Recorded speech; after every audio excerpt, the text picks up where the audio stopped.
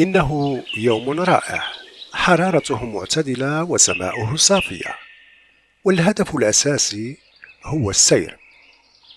فأنا أقطع عدة كيلومترات مشيا على الأقدام في كل مرة أخرج فيها إلى الطبيعة. اليوم قررت صعود جبل قافز الذي يطل على قرية عين كرمة. إنها فكرة راودتني منذ مدة طويلة، وحان الوقت لتنفيذها بعناد المجنون وإصراره. تسلق منحدرات هذا الجبل صعودا إلى القمة يتطلب خطة محكمة واندفاعا قوي. إنها فرصتي لكي أستمتع بالنظر إلى المزارع من فوق في منظر غاطس وشامل. هذا الجبل يرتفع بشكل بارز عن باقي المساحات المحيطة به، مع انحدار حاد في بعض المواقع، فهو يمتد من عين الجمعة غربا إلى عين كرمة شرقا. عندما أشعر برغبة في الصمت، وعندما أستسلم للروائح القوية والأضواء الوحشية، أتوقف عن المشي وأرتاح قليلا. أنظر إلى الخلف وأقدر المسافة التي قطعتها، ثم أحول نظري إلى المسالك أمامي نحو القمة، ثم أندفع بقوة وأخطو إلى الأمام، وفي كل خطوة فرحي يفيض. هذه المناظر الجميلة هي مكافأتي الأولى، فأنا أشعر بالأبهة والعظمة وأنا أنظر إلى الحقول والمزارع الشاسعة من فوق. لكن تطورا بطيئا يربطني بمن يحيط بي، فأنا العطوف الغيور الغريب أنعم بحرية غريبة تدخلني دوامة التأمل وترحل بي إلى عالم ما ورائيات.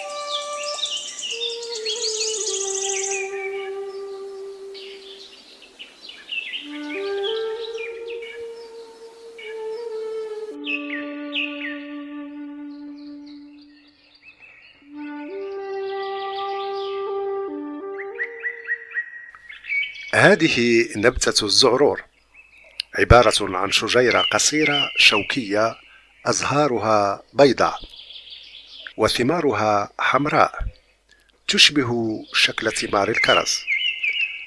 الزعرور ينبت في المناطق الجبلية وله فوائد طبية كثيرة، تساهم في علاج أمراض القلب والأوعية الدموية، وتحسن الجهاز الهضمي، تدخل في علاج الأمراض الجلدية، كما تقلل من الكوليسترول والدهون، تؤثر إيجابيا على الحالة النفسية. وسأجلس بجوارها لعل نفسيتي تتحسن وأنا أنظر إلى هذه الحقول الشاسعة.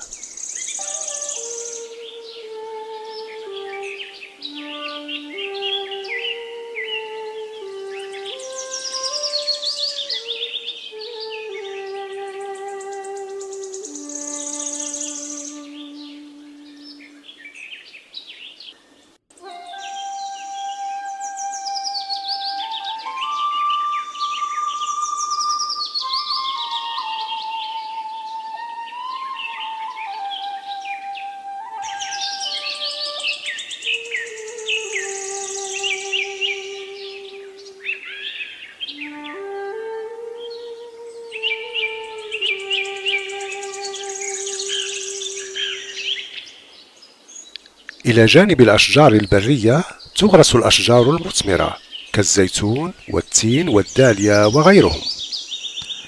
هذا لأن تربة هذا الجبل خصبة، وبالخصوص على الجهة الشمالية المضللة، فالمنحدرات رطبة وندية وبها عيون تتدفق على طول السنة. يستفيد منها المزارعين الذين أحبوا هذه المنطقة واستقروا بها منذ زمن قديم. غادرت القمة واتجهت نحو أسفل الجبل في اتجاه قروة الشمالية دوار آيت عيساولي. في طريقي وقع نظري على الكثير من النباتات المزهرة مثل هذه النبتة الجميلة ذات اللون الزهري، فأنا لم يسبق لي أن رأيتها في أي مكان. لا أعرف اسمها، لكن أثارت فضولي واقتربت منها لأستمتع بجمالها.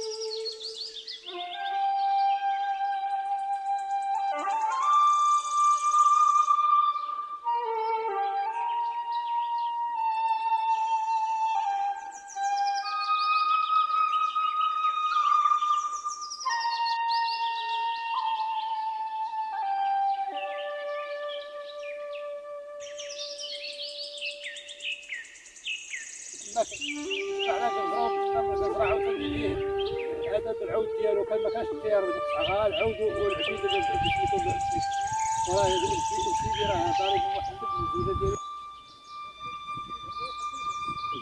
دابا قافز هو اللي كان هنايا، هو داكشي باش تسمى الجبل قافز. قافز هو هذا وهذا واحد ودابا هذا السيد قافز دفنوه في مولاي إدريس ولا دفنوه في مولاي إدريس؟ قبل قبل كان كيعبد، ولكن تما زرهون ما عاوتاني عبد تما.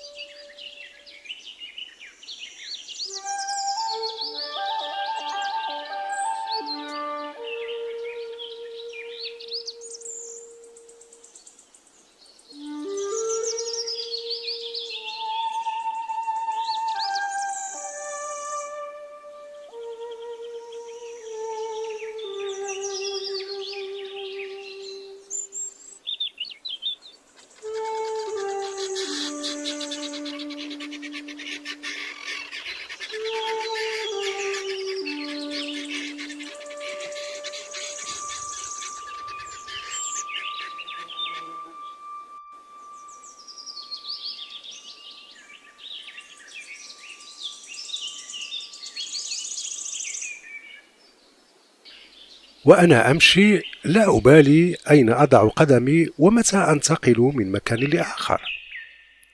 فانشغالي المفرط بالنباتات المتنوعة والمختلفة الأشكال والألوان تجذبني، وأنصاع بهوس وإقبال شديد إلى النظر في أدق التفاصيل، وأتطلع إلى اكتشاف أشياء جديدة.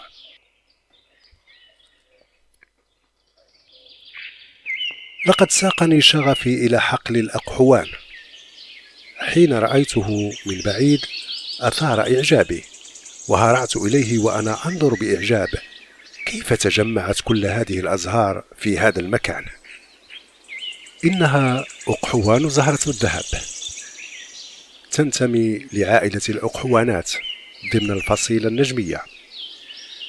نبتة عطرية معمرة تنتشر في العديد من البلدان والمناطق، تشبه إلى حد ما زهرة البابونج.